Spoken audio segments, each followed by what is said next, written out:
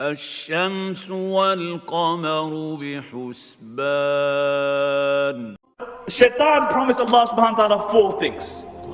He said, وَلَأُضِلَّنَّهُمْ. He said, I will lead them astray. And you look at majority of humanity today, instead of becoming the servants of Rahman, they are the servants of Shaitan. Then he said, وَلَأُمَنِّيَنَّهُمْ. And he said, I will give them unto their false passions and their desires. And subhanAllah, you can broadly define false passions and desires into 2. One are your carnal desires, your desire for the flesh. And you look at our society, how it has succumbed to the wish of Shaitan. Really, you look into our society today, that it is a sex-driven society, it is a sex-mad society. That the society promotes sex as long as you have safe sex, because according to them, it's a physical thing. You carry on. Whilst Islamically, it's a spiritual thing. When a husband comes to his wife, he recites du'as, and Allah subhanahu wa ta'ala safeguards that child. And the ulama write that this is the first right of the child, because it's a spiritual thing. And you look at our society today, that if by the age of 16 you haven't broken your virginity, there's something wrong with you. This is why out of the 7 people who will be under the shade of Allah subhanahu wa ta'ala on the day of judgment will be that young man, Nasha'a fi ibadatillah, who grew up in the worship of Allah subhanahu wa ta'ala. He will be under the shade of Allah subhanahu wa ta'ala. So the first form is your carnal desire. وَلَأُمَنِّيَنَّهُمْ, I will give them unto their carnal desires. The second, that Shaitan will delude you in believing into false aspirations of this dunya. He will make you believe in false aspirations of this dunya. And he will make this dunya the purpose of your life.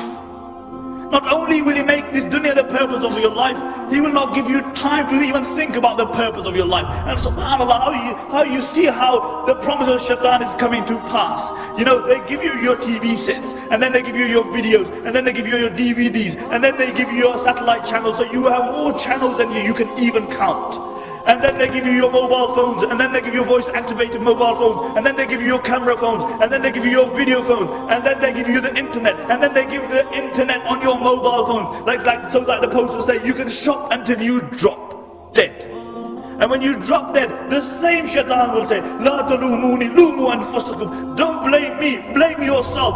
I called you and you oblige. And you will be suckered like the billions who were suckered before you. So the second promise of Shaitan was وَلَأُمَنِّيَنَّهُمْ. The third promise of Shaitan was وَلَأَمُرَنَّهُمْ فَلْيُبَتِّكُنَّ أَذَانَ الْأَعْنَامِ.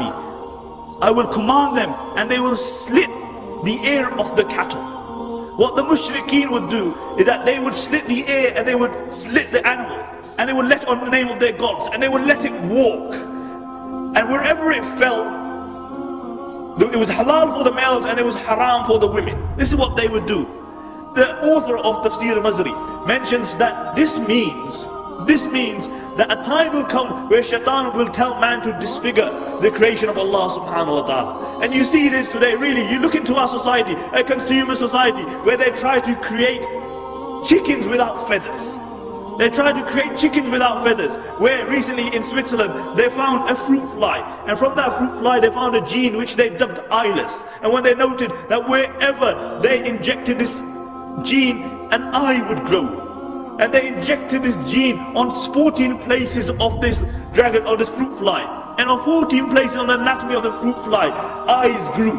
See, this is man playing God, playing with the creation of Allah subhanahu wa ta'ala. But it doesn't stop there. You look at those who reach the pinnacle of success. Really, look at those people who reach the pinnacle of success. Those like Michael Jackson. You know, this guy was a good looking person a few years ago. But he reaches the pinnacle of success, and then he's deluded by the dunya. He even thinks that there must be some more contentment out there, but doesn't realize that the only contentment is the contentment of the heart. The only time you can really have contentment is when you recognize your creator. And then what does he do? He starts playing around with his features. He starts disfiguring his features.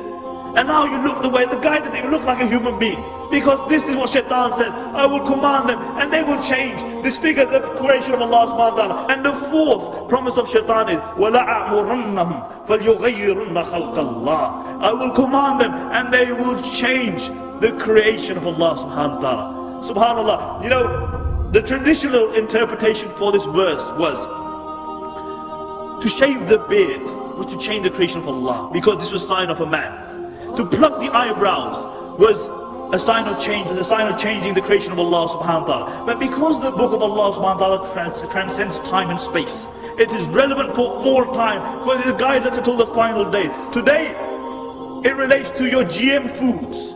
This is changing the normal process, changing the creation of Allah subhanahu wa ta'ala. See, when they take the antifreeze gene from the Arctic fish, and they inject it into your tomatoes so they have longer shelf lives. This is playing with the creation of Allah subhanahu wa ta'ala. Because believe it or not, fish don't have relationships with tomatoes.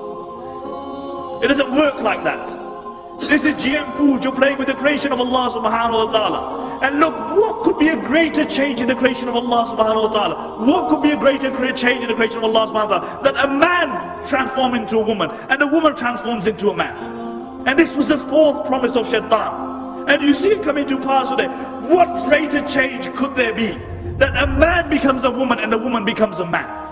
And Shaitan says, I will command them and they will change the creation of Allah subhanahu wa ta'ala. And then the Prophet ﷺ said, hold on to the book of Allah. فِي نَبَأُ مَنْ كَانَ قَبْلَكُمْ وَخَبْرُ مَا بَعْدُكُمْ وَحُكْمُ مَا بَيْنَكُمْ. And the book of Allah subhanahu wa ta'ala is a hukm between you. It is a thing which passes verdict between you. هو الفصل ليس بالحصر. The Prophet ﷺ articulated this 1400 years ago.